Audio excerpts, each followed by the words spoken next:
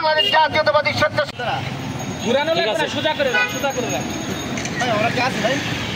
বাংলাদেশ জাতীয়তাবাদী ছাত্রদল কেন্দ্রীয় সংসদের সাবেক ছাত্র নেতা উপস্থিত হয়েছে।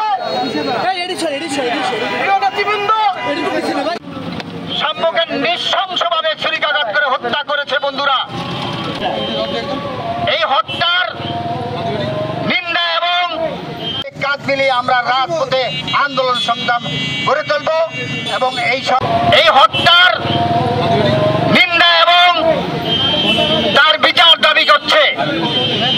যারা হত্যাকারী এই দুষ্কৃতীদের অনতিবিলম্বে গ্রেপ্তার করে তাদেরকে দৃষ্টান্তমূলক শাস্তি দিতে হবে।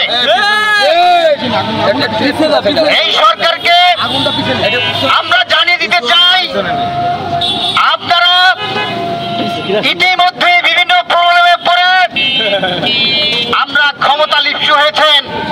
ক্ষমতা লিঙ্গার করার জন্য আপনারা আপনাদের খায়ের জন্মেছে। আমরা